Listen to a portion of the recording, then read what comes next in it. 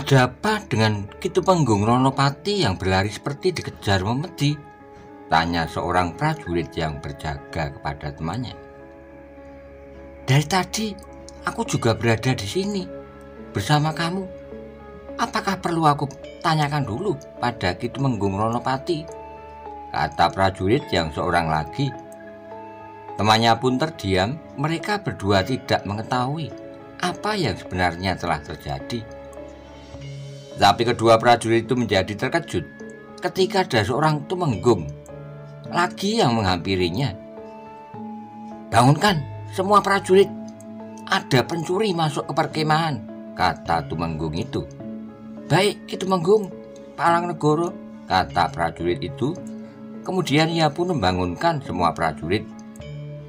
Ada pencuri masuk ke perkemahan, kata prajurit itu sambil berjalan berkeliling membangunkan semua temannya. Tumenggung Siung Laut yang lari ke arah timur telah berpisah dengan kedua tumenggung lainnya. Keduanya telah lari berpencar menerobos semak-semak. Malam yang sunyi dan gelap telah dikejutkan oleh suara langkah kaki para tumenggung yang mengejar seseorang yang telah membunuh Senopati Agung pasukan Demak. Tumenggung Siung Laut terus berlari ke timur. Pandangannya pun mencari sosok pembunuh Sultan Trenggono hingga sampai di perkemahan Jolopati.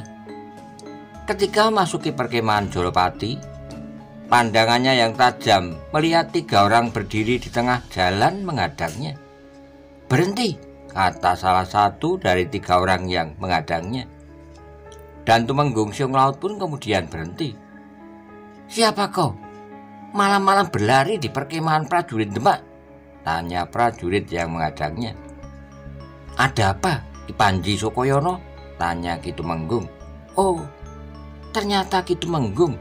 Maaf, Ki Tumenggung, malam terlalu gelap sehingga saya tidak mengenali Ki Tumenggung, kata orang yang menghadang itu, yang ternyata adalah Ki Panji Sukoyono. Ki Panji, kau ikut aku sekarang mengitari benteng, kata Ki Tumenggung. Baik, Ki Tumenggung, jawab Ki Panji. Prajurit, kau bangunkan semua prajurit Jolopati. Ada pencuri masuk ke perkemahan, kata Tumenggung Siung Laut. Setelah berkata demikian, maka Tumenggung Siung Laut berlari kembali mengitari benteng Panarukan. Di belakangnya berlari pula Panji Sukoyono yang diajak ikut berlari di malam yang dingin, mencari seseorang di kegelapan malam. Keduanya masih tetap berlari mengitari benteng sambil mengedarkan pandangannya. Berlari sepanjang lingkar luar benteng Panarukan, dan saat ini kini mereka telah berbelok ke arah barat.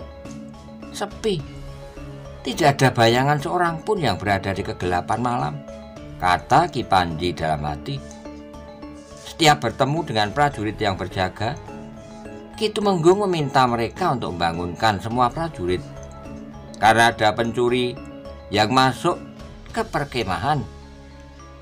Setelah mengitari separuh lingkar benteng dari jauh, Tumenggung Siung Laut pun telah melihat Tumenggung Gagak Anabrang yang berlari dari arah barat. Ki Tumenggung Gagak Anabrang, panggil Tumenggung Siung Laut. Tumenggung Gagak Anabrang pun berlari mendekati Tumenggung Siung Laut. Apakah sudah bertemu dengan pembunuhnya? Tanya Tumenggung Siung Laut. Belum, Ki Tumenggung. Aku tidak menjumpai siapapun, jawab Tumenggung Gagak Anabrang. Di belakangnya Panji Sukoyono terkejut ketika mendengar ucapan Tumenggung Siung Laut. Ada pembunuhan. Siapa yang terbunuh hingga membuat Ki Tumenggung berlari mencari pembunuhnya? Tanya Ki Panji kepada diri sendiri. Semua prajurit telah terbangun, kata Tumenggung Gagak Anabrang. Ya, semua prajurit Demak dan prajurit dari Bangkulon telah terbangun, jawab Tumenggung Siung Laut. Sekarang apa yang akan kita lakukan? Kita sudah mengelilingi benteng kota Panarukan, tetapi tidak melihat bayangan seseorang yang mencurigakan, kata Tumenggung Gagak Anabrang. Ya, kita tinggal menanti laporan para prajurit, yang telah terbangun dari tidurnya? Apakah mereka telah menemukan orang asing di perkemahan mereka?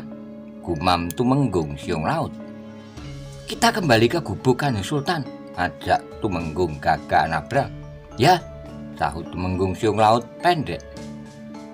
Kedua orang Tumenggung dari Kesatuan Wiroyuda dan Kesatuan Jolopati itu kemudian berjalan kembali ke gubuk Kanjeng Sultan. Di belakangnya diikuti oleh Panji Sukoyono.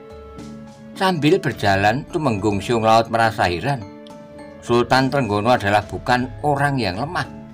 Di dalam dirinya terdapat bermacam-macam aji Joyo Kawijayan, Guno Kasantikan. Di samping mempunyai aji untuk menghancurkan lawannya, Sultan Trenggono juga mempunyai aji Tameng Wojo, sebuah ilmu kebal yang membuatnya tidak dapat terluka meskipun terkena senjata tajam. Seharusnya Sultan Trenggono tidak dapat dilukai senjata tajam karena dilindungi oleh aji Tameng Wojo. Tapi apakah aji Tameng Wojo masih bisa melindungi kalau tubuh Kanjeng Sultan sedang menderita sakit? Desis Tumenggung Siung Laut yang telah melihat wajah Sultan Trenggono yang pucat pasi. Punggungnya luka tersutuk senjata tajam. Kemungkinan Kanjeng Sultan tidak menduga kalau diserang dari belakang, kata Ki Tumenggung. Tidak berbeda dengan Tumenggung Siung Laut, para Tumenggung yang lain juga tidak menemukan orang yang dianggap sebagai pembunuh Sultan Trenggono. Tumenggung Gajah Birowo juga telah berjalan kembali menuju gubuk tempat jenazah Sultan Trenggono. Di antara semua pembantu Sultan, apakah ada keterlibatan orang dalam? Desis Tumenggung Gajah Birowo. Tidak mungkin. Pada saat Kanjeng Sultan terbunuh, 7 orang Tumenggung saat itu sedang berkumpul di perapian di depan gubuk Wirotamtomo, kata Tumenggung Gajah Birowo dalam hati. Bagaimana dengan makanan yang dimakan oleh Kanjeng Sultan? Aku diperintahkan keluar sehingga tidak boleh mencicipi makanan yang disuguhkan kepada Kanjeng Sultan, kata Tumenggung Gajah Birowo. Racun? Apakah makanan Kanjeng Sultan telah diberi racun? Kata Ki Tumenggung. Ilmu kanuragan dan kadigdayan Kanjeng Sultan sangat tinggi. 2 orang yang mempunyai ilmu setingkat Tumenggung tidak akan mampu mengalahkannya, kata Ki Tumenggung. Luka di punggungnya terus meneteskan darah. Tidak ada yang tahu siapa yang telah melukainya, desis Tumenggung Gajah Birowo. Kemungkinan Kanjeng Sultan meninggal dunia karena terlalu banyak kehilangan darah, kata Ki Tumenggung sambil terus berjalan menuju gubuk Kanjeng Sultan. Mudah-mudahan 2 orang prajurit Wirotamtomo yang mengawalnya tidak terbunuh sehingga bisa tersadar dan dapat bercerita apa yang terjadi di dalam gubuk, kata Tumenggung Gajah Birowo sambil terus berjalan kembali ke gubuk Kanjeng Sultan. Semakin lama Tumenggung Gajah Birowo semakin mendekati gubuk Kanjeng Sultan. Langkahnya pun telah membawanya memasuki perkemahan prajurit Wirotamtomo yang telah terbangun. Ketika hampir sampai depan gubuk Tumenggung Gajah Birowo bertemu dengan Tumenggung Siung Laut dan Tumenggung Gagak Nabrang, diikuti oleh Panji Sukoyono yang berjalan menuju gubuk Sultan Trenggono. Bagaimana Ki Tumenggung? Apakah sudah bertemu dengan pembunuhnya? Tanya Tumenggung Gajah Birowo. Belum Ki Tumenggung, aku tidak menjumpai siapapun di sekeliling benteng Panarukan, jawab Tumenggung Gagak Nabrang. Ya, aku pun tidak menjumpai pembunuh Kanjeng Sultan, kata Tumenggung Gajah Birowo. Mendengar ucapan itu, Panji Sukoyono yang berada di belakangnya terkejut. Ternyata yang terbunuh adalah Kanjeng Sultan, kata Panji Sukoyono. Saat kemudian ketiga Tumenggung itu pun masuk ke dalam gubuk Kanjeng Sultan. Hanya Panji Sukoyono yang menunggu di luar gubuk. Ternyata semua Tumenggung telah berada di dalam gubuk. Mereka menunggu kedatangannya. Jenazah Sultan Trenggono telah diletakkan di atas 2 buah meja kecil yang disusun berjajar Sedangkan dua orang prajurit Wirotamtomo masih tergeletak di atas anyaman daun kelapa. "Bagaimana Ki Tumenggung? Apakah ada yang melihat pembunuhnya?" tanya Tumenggung Gajah Birowo. "Tidak ada, kami tidak melihatnya," jawab Tumenggung Ronopati. "Bagaimana dengan dua orang prajurit Wirotamtomo?" tanya Tumenggung Gajah Birowo.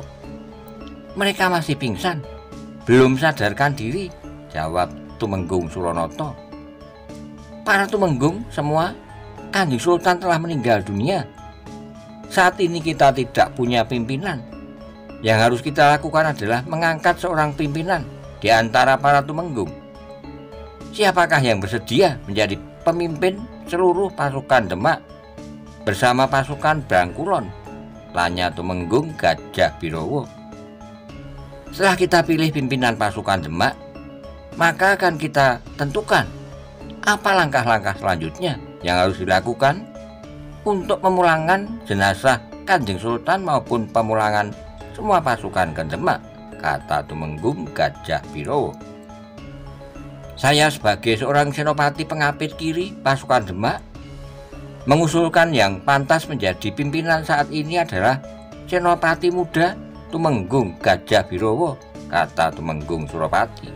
"Ya," kata Tumenggung Gagak Nabrang, "sebagai senopati pengapit kanan, menurut saya yang pantas memimpin pasukan Demak adalah Tumenggung Gajah Birowo yang telah diangkat sebagai senopati muda, wakil dari Senopati Agung," kata Tumenggung Gagak Nabrang. "Ya, memang Ki Tumenggung Gajah Birowo sebagai senopati muda yang telah diangkat oleh Senopati Agung memang seharusnya yang memimpin pemulangan jenazah Kanjeng Sultan," kata Tumenggung Palang Nagoro, diikuti oleh persetujuan para Tumenggung lainnya. "Ya, dulu sebelum kita berangkat ke Penarukan, Kanjeng Sultan pernah mengatakan kalau Kanjeng Sultan berhalangan, maka yang memimpin pasukan Demak adalah Ki Tumenggung Gajah Birowo," kata Tumenggung Palang Nagoro. "Baik, aku bersedia memimpin pasukan Demak sepeninggal Kanjeng Sultan. Ada yang berkeberatan?" kata Tumenggung Gajah Birowo. Semua Tumenggung saling berpandangan, tidak ada satupun yang berkeberatan. "Saya tidak berkeberatan, silakan Ki Tumenggung Gajah Birowo memimpin seluruh pasukan Demak,"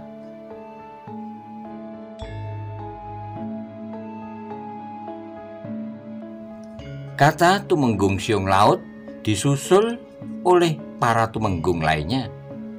"Sekarang apa yang Tumenggung Gajah Birowo perintahkan kepada kami?" kata Tumenggung Suronoto. "Baik, kalau begitu yang harus dilakukan saat ini adalah merawat dan menyadarkan dua orang prajurit Wirotamtomo yang pingsan ini, karena merekalah yang mengetahui apa yang terjadi di gubuk ini. Dan untuk sementara kita bawa mereka ke gubuk sebelah," kata Ki Tumenggung. Saat kemudian Tumenggung Palang Negoro beserta 3 orang Tumenggung lainnya maju ke depan. Kemudian mereka mengangkat 2 orang prajurit yang pingsan itu ke gubuk sebelah. Setelah meletakkan prajurit yang pingsan itu di atas tikar, maka Tumenggung Palang Negoro berkata kepada prajurit yang berada dalam gubuk, "Prajurit, jaga dia." Yang lainnya manggil dukun. "Perintahkan dukun itu merawat mereka berdua supaya cepat sadar dari pingsannya." "Baik Ki Tumenggung," kata salah seorang prajurit. Lalu ia pun segera keluar dari gubuk untuk memanggil dukun yang biasa merawat para prajurit yang terluka. Setelah itu keempat orang Tumenggung itu pun segera kembali ke gubuk tempat jenazah Kanjeng Sultan. Setelah semua Tumenggung berkumpul kembali, maka Tumenggung Gajah Birowo pun berkata, "Yang harus kita lakukan saat ini adalah membawa pulang jenazah Sultan Trenggono serta seluruh pasukan kita ke Demak," kata Tumenggung Gajah Birowo. "Ki Tumenggung Siung Laut," panggil Tumenggung Gajah Birowo. "Ya Ki Tumenggung," kata Tumenggung Siung Laut sambil menggeser tubuhnya maju ke depan. "Nanti jenazah Kanjeng Sultan akan dipulangkan naik perahu biar lebih cepat sampai di Demak," kata Tumenggung Gajah Birowo. "Baik Ki Tumenggung," jawab Tumenggung Siung Laut. Ki Tumenggung Siung Laut bisa mengutus prajurit Joropati untuk mengangkat sekarang untuk memberitahukan kabar duka ini ke semua kerabat keraton, kata Tumenggung Gajah Birowo. Baik Ki Tumenggung, akan saya laksanakan sekarang, kata Tumenggung Siung Laut yang segera melangkah keluar dari gubuk. Sampai di luar gubuk, maka Ki Tumenggung segera mencari Panji Sukoyono. Ki Panji, panggil Ki Tumenggung. Panji Sukoyono segera berlari menemui Ki Tumenggung Siung Laut yang telah memanggilnya. Ki Panji, Kanjeng Sultan telah meninggal dunia karena dibunuh orang yang masuk ke dalam gubuknya. Kita harus segera memberi kabar ke Demak, kata Ki Tumenggung. Baik Ki Tumenggung, kata Ki Panji Sukoyono. Kau pimpin 2 atau 3 buah perahu yang bisa melaju cepat. Bawa prajurit cukupnya, beritahukan kabar duka ini ke Pesanggerahan Prawoto, Panti Kudus, Kadipaten Jipang, Kadipaten Pajang, Pesanggerahan, Kalinyamat, Kadilangu, dan Kraton Demak.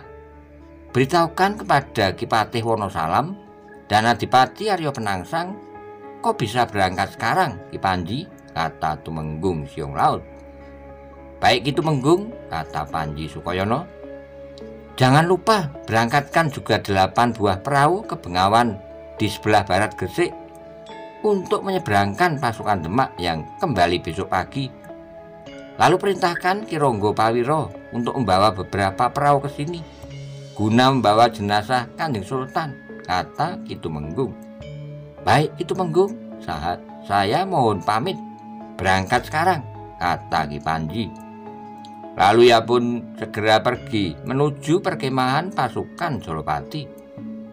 Saat kemudian masih di wayah sepi wong, sebuah perahu berisi Panji Sukoyono bersama beberapa prajurit Jolopati telah bergerak meninggalkan pesisir menuju ke beberapa perahu yang berlabuh tidak jauh dari pantai. Tumenggung Siung Laut kemudian kembali masuk ke gubuk, dan saat itu Tumenggung Gajah Birowo sedang memberikan perintah untuk memulangkan semua pasukan ke Demak. Semua Tumenggung dan pimpinan pasukan dari Bangkulon nanti ikut di dalam perahu yang membawa jenazah Kanjeng Sultan, kecuali Tumenggung Suropati dan Tumenggung Gagak Anabrang, yang besok pagi akan memimpin perjalanan pasukan kita kembali ke Demak, kata Tumenggung Gajah Birowo. Ki Tumenggung Suronoto perintahkan kepada Ki Ronggo Pidekso untuk memanggil 5-6 orang dukun yang kita bawa dari Demak untuk merawat jenazah dan menghentikan darah yang masih terus menetes, kata Ki Tumenggung Gajah Birowo. Baik Ki Tumenggung, jawab Tumenggung Suronoto. Sekarang semua Tumenggung kembali ke perkemahannya, diteliti kembali apakah menemukan orang yang tidak dikenal. Lalu persiapkan pemulangan jenazah secepatnya, juga persiapkan kepulangan pasukan besok pagi, kata Ki Tumenggung. Setelah itu jangan lupa segera kembali ke gubuk ini lagi, masih banyak persoalan yang akan kita bicarakan, kata Tumenggung Gajah Birowo. Para Tumenggung pun kemudian keluar dari gubuk tempat jenazah Sultan Trenggono, kembali ke perkemahannya masing-masing. Setelah para Tumenggung keluar semua, saat ini yang berada di dalam gubuk hanya tinggal Tumenggung Gajah Birowo sendiri. Kemudian perhatian Tumenggung Gajah Birowo tertuju pada tempat makanan Sultan Trenggono. Ada beberapa mangkok yang terbuat dari gerabah, yang sebagian masih terdapat sedikit sisa makanan. Berpuluh tahun ia telah mencicipi makanan yang akan dimakan oleh Sultan Trenggono, sehingga lidahnya menjadi hafal akan rasa makanan yang disuguhkan kepada Sultan Demak. Apakah makanan ini mengandung racun, kata Tumenggung Gajah Birowo. Dengan hati-hati Tumenggung Gajah Birowo mencicipi semua sisa makanan yang masih berada di dalam mangkok.